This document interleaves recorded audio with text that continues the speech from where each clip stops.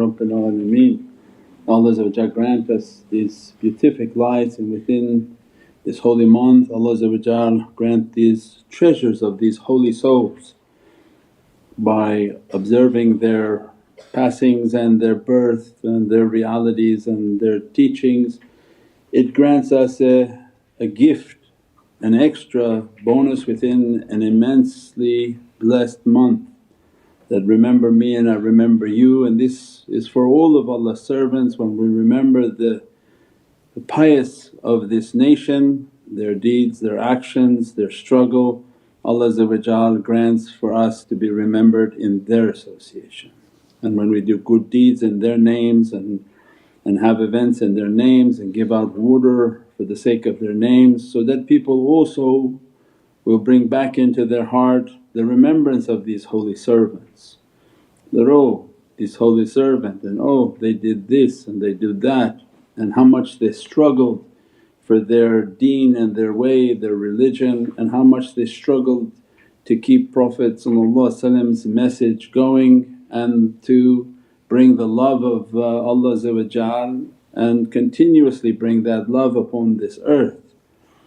As a gift for us when we remember them and we have the character in which to not doubt to remember holy people, shaitan comes into our life and says, why you want to remember holy people? So that in its place he can put his very unholy people. Because you see them, you hear them, they're all over media, and that's what shaitan wants people to remember. That, oh yeah, go to that one and watch them, listen to them, hear them. And he wants his people to be remembered, and those are the worst of servants.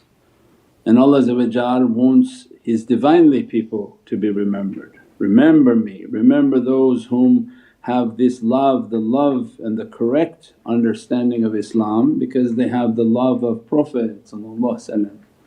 And when you look to their life and their example, they lived that example. They followed the sunnah of Prophet.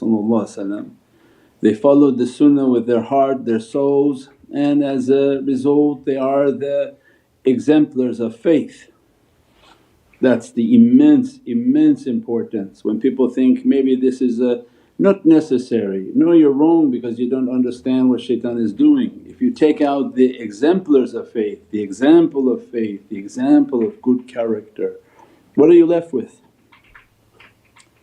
Modern crazy people who think they represent Islam with the worst of character, the worst of image, the worst of understanding, brains that don't seem to even have a beginning and an end. There's no logic in their understanding. So this is what shaitan wants as an understanding, to make Islam unattractive.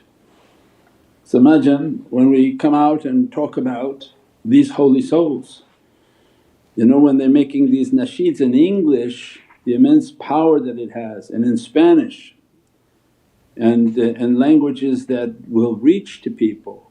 Because when we give the sirah and we give the nasheeds were oral and verbal sirahs, that you would take an event and you would describe Sayyidina Muhammad did like this, went like this, had light like that, and it attaches into people's hearts.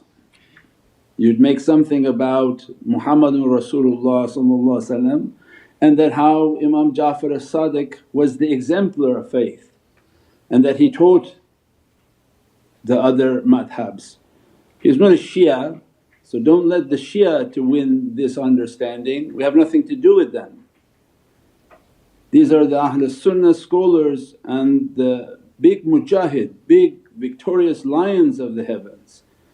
So through these nasheeds then you would mention that the Imam Ja'far as-Sadiq, who was the Sadiq and how he taught the different madhabs, who his students were, and that he was an immense scholar of Ahlul Sunnah. And then again you praise into the reality of Prophet. That was the concept of the nasheeds, and it's not just telling a story without mentioning Prophet.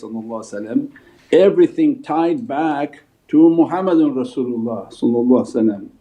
If you go back to the naat, you go back to the nasheeds, what were the awliya accomplishing? They would tell the stories, the examples, but everything was always linked to Muhammadun Rasulullah. So this is the key, they know the key, they knew the key, and they left us the legacy of this key. So this is the legacy that we have, is to take this key and keep transmitting it. Tell the lives of these companions, tell the lives of these holy Ahlul Bayt, tell the lives of Prophet and these stories and nasheeds, and make people to mention the name of Muhammadun Rasulullah, the deen of Allah, the messenger of Allah, the intercessor of Allah.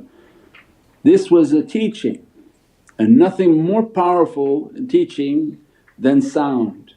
Ahlul Haqqaiq know that, we play sound and they can bring your soul out of your body.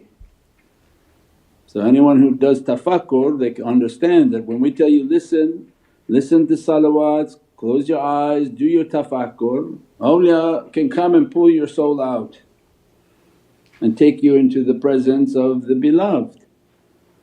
So then what do you think is happening with the power of sound in the last days? So these nasheeds and these praisings and these storytellings and these realities is what?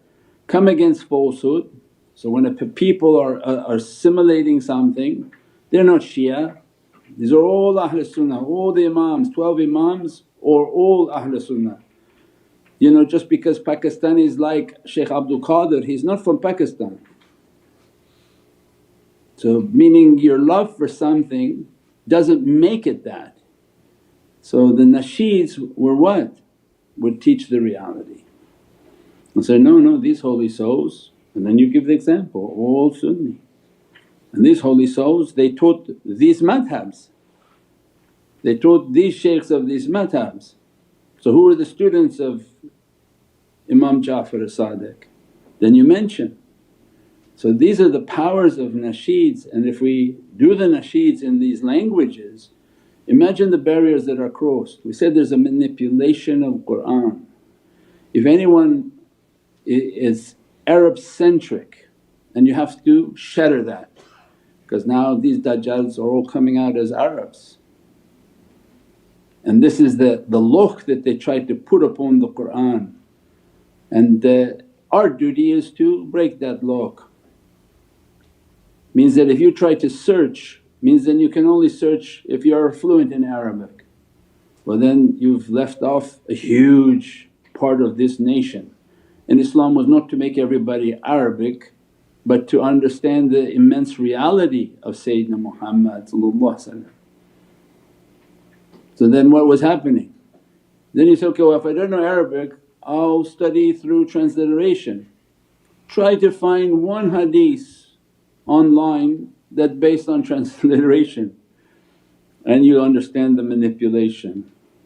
That if you look for one word they take 3 words and mix it all together in transliteration, which is the wow, alif, everything linked together, that in Arabic is not even allowed to link those letters together. They'll put it together in transliteration so that nobody can search through transliteration.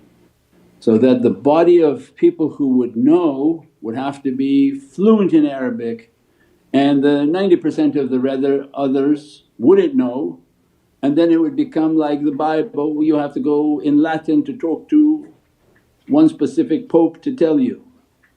But no, that's not the reality. You can read the Arabic but you should understand it in your language, and you should be able to understand each word through the transliteration and understand the tafsir in your heart in the English. So that's why we teach, they manipulate the transliteration, they manipulate these realities. So then imagine the da'wah in the last days when you're taking out these teachings, taking out these nasheeds, taking out all of these examples and understandings, put them in English and send it out. It's immense. Why? Because we know the battlefield. The spiritual battlefield is to come against Prophet and to make it to be something foreign and ajeeb. so that people think that this is, oh this is just for the Arabs, and then they do this and the Arabs are manipulating that. But that's not the reality. There's nothing against Arabs, but we're understanding that there's a manipulation occurring, that the people of every language, Islam is for them, Islam is for their language. Islam is to bring Islamic and realities and Islamic culture to their culture, so that people find a familiarity, people find an understanding within their own lives that how Islam is beatific, how the sun shines on all the earth.